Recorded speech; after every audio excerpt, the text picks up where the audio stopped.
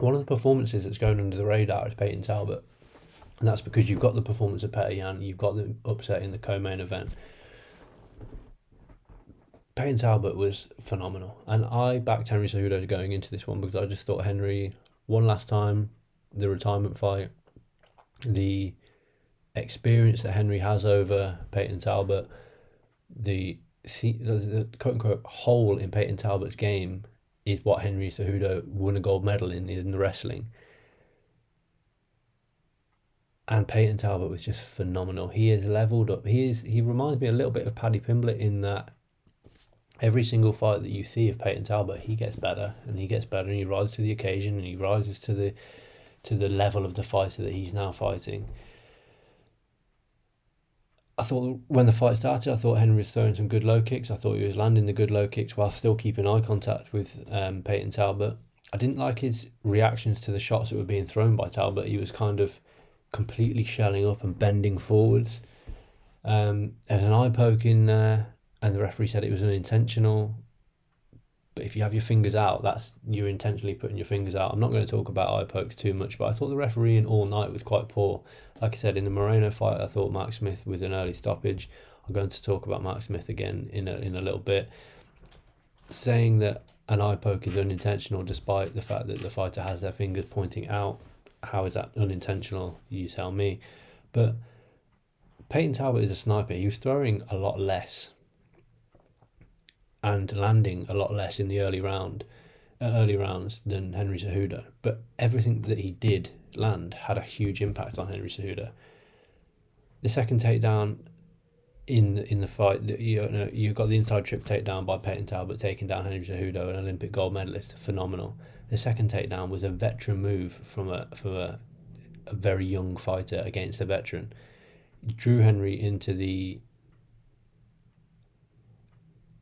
exchange and then just powered through with a double leg and took him down. Dominant first round by Payton Talbott.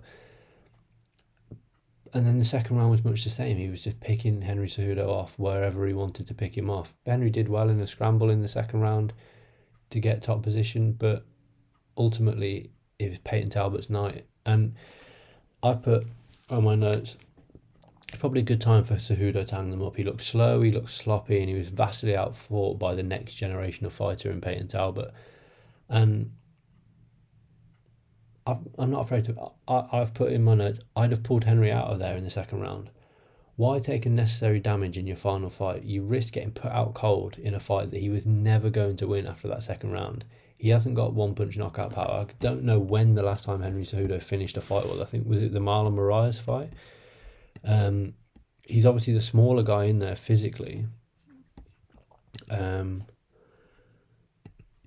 Just having a look. Oh, he finished Dominic Cruz and Marlon Moraes in 2019 and 2020, and obviously he did take the time away. But he's not a finishing. He's not a fighter that gets an awful lot of finishes. Especially not a bantamweight, especially not against someone as good as Payton Talbott. I would have pulled him out in there.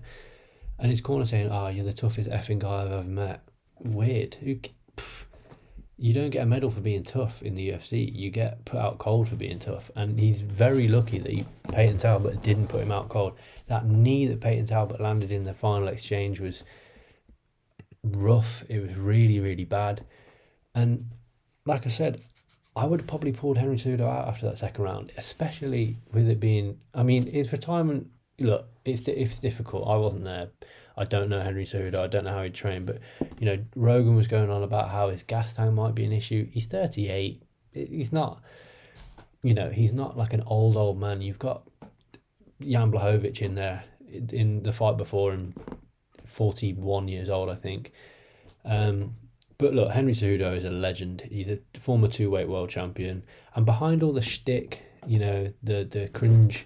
King of cringe and all the shtick, I think he's a really nice guy. What he was saying to Dana, what he was saying to Payton Talbott, I do think that he's a genuinely nice bloke, and I do want to see him.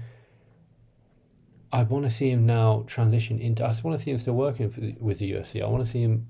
I think he'd be a great insight on the desk. I really do. I think that he'd be fantastic. He helped Zhang Weili in her career, really bring the wrestling on. And like I said, behind all the shtick, I think he's a really nice bloke. Payton Talbott's phenomenal. and I will never back against Payton Talbot, I don't think, in a UFC fight again. He just beat number 10 ranked Henry Cejudo. Now, he needs to look at fighting up. And what I think would be a phenomenal fight for him, and someone who is going to be far outside of the sort of title picture now, is Ayman Zahabi. Zahabi is the forgotten man at bantamweight. You know, you've got the champion Petr Yan, you've got Marab, you've got Umar, who's booked with Deiveson Figueiredo, you've got Sean O'Malley, who's booked with Song Yadong, and you've got Corey Sandhagen, who's just had a title shot. Ayman Zahabi is the fight to make for me if I'm Payton Talbot, and I call for that because he's a lot quicker than Ayman Zahabi on the feet. He's a lot more sniper-like than him on the feet, and it gets you a relatively well-respected name.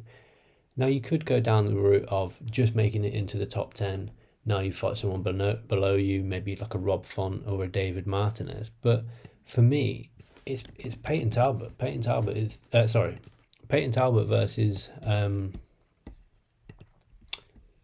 Zahabi is the fight to make. I really do think. And he gave his props to Henry, which was great. I would have liked him to call for a fight like that, but, you know, in the moment, it is what it is.